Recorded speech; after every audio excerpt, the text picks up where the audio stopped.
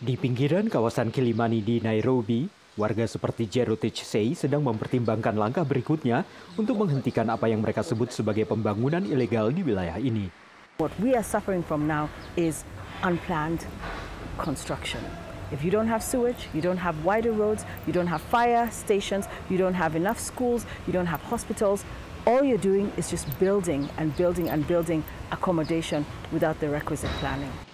Kilimani adalah salah satu kawasan yang warganya menentang pembangunan gedung-gedung bertingkat. Menurut arsitek di Konsultan Pembangunan Perkotaan EcoBuild Africa, banyak bangunan tidak memenuhi persyaratan pembangunan gedung. A lot of the buildings that we are seeing around here do not even meet that same City Hall's development control requirements. And they're approved in City Hall. They're actually approved in City Hall.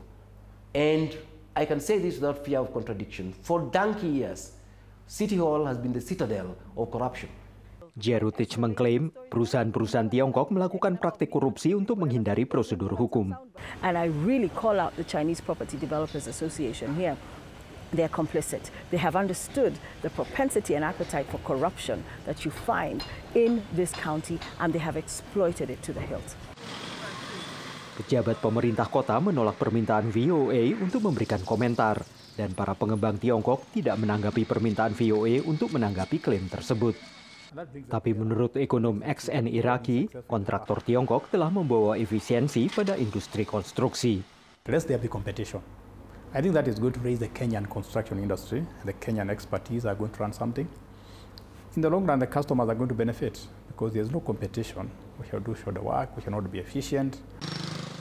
Konstitusi Kenya mengharuskan keterlibatan warga negara dalam keputusan pemerintah mengenai masalah-masalah yang mempengaruhi mereka. Whereas the law provides very elaborately about public participation, and we have adequate legislation around that, but the practice itself is still being done as a lip service. We still have the government officers calling for public participation when they've already made a decision. So they're doing it just to tick the boxes.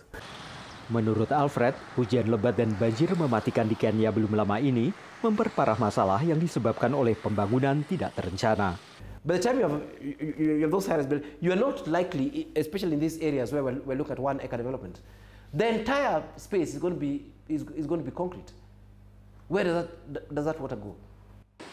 Dan pada saat Bank Dunia memproyeksikan 70% populasi global akan tinggal di wilayah kota pada tahun 2050, para ahli mengatakan perencanaan akan menjadi kunci bagi kota-kota seperti Nairobi.